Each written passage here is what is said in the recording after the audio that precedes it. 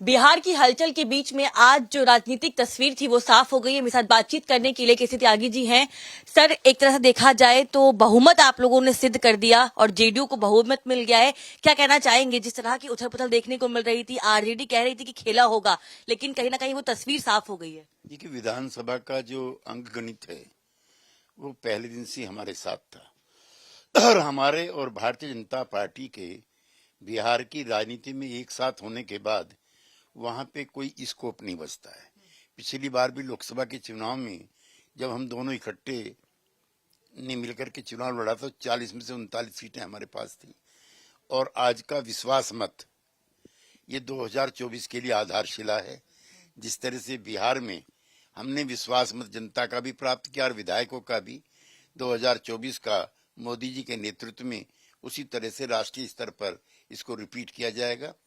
जो शासक दल का रवैया था वो जितना गरिमापूर्ण था, उसके विपरीत विपक्षी गठबंधन इतनी हताशा में भरे हुए थे कि बिहार की राजनीति में पहली बार विधायक बाहर भेजे गए।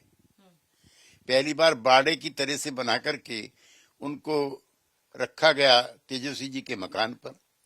उसके बावजूद भी स्पष्ट बहुमत की सरकार ने आज बहुमत साबित किया और अब हम चुनाव की तैयारी करेंगे और जो बचे हुए निर्माण कार्य हैं, जो विश्वास जनता को हमने दिलाया था, उसको पूरा करेंगे।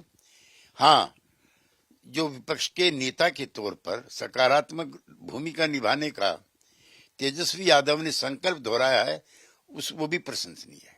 ठीक है, लेकिन आपने तेजस्वी यादव का जिक्र किया तो आज उन्होंने देखा, उनकी स्पीच हो रही थी, उन्होंने कहा कि नीतीश कुमार की समझ नहीं आती कि वो बार बार दल क्यों बदलते हैं।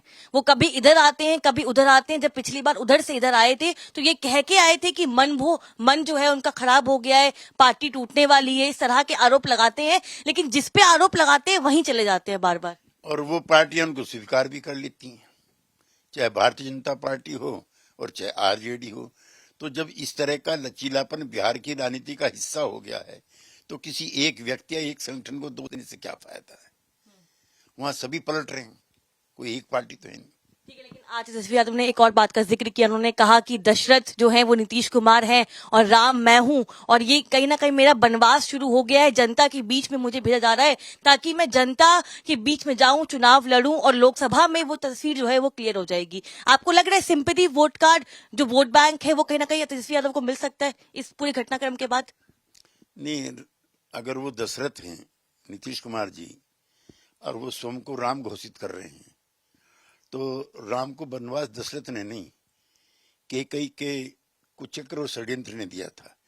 अब इसमें कैकेयी की तलाश बहुत जरूरी है और जो तथ्य सामने आ रहे हैं वो कैकेयी जो है वो कांग्रेस पार्टी है, जिसके दुर्भाग्यपूर्ण व्यवहार की वजह से, तानाशाही रवैये की वजह से, अव्यवहारिक दृष्टिकोण की वजह से हम लोगों को बाहर आना पड़ा।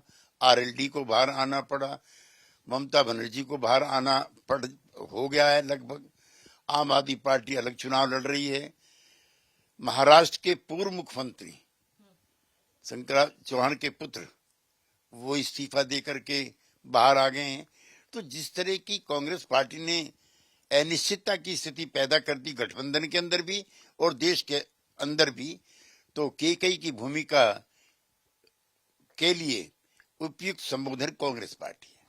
आखिर सवाल लूंगी कि लोकसभा का चुनाव अब बेहद नजदीक है। एनडीए वर्सेस इंडिया की लड़ाई देखने को मिल रही है। लगातार इंडिया की ओर से तमाम पार्टियां कह रही हैं कि एनडीए को इस बार जो है एक नई तस्वीर देखने को मिलेगी और इंडिया अलायंस जो बना है वो मजबूती के साथ फाइट करेगा। आपको लगता है कि बिहार में भी जब इंडिया वर्सेस एनडीए का मुकाबला होगा तो आप लोगों का पलड़ा भारी रहेगा और जनता आप लोगों को स्वीकार करेगी?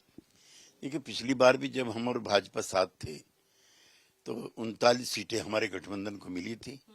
इस बार जो एक सीट की कमी है वो भी हम पूरा करेंगे और अब चुनाव नहीं बचा है। This is not election, this is selection of NDA. और आप देखेंगे जो मोदी जी कह रहे हैं, अब की बार 400 पार। हमसे बात करने के लिए बहुत बहुत शुक्रिया। कैमरामैन पवन के साथ मैं कनिका, दिल्ली।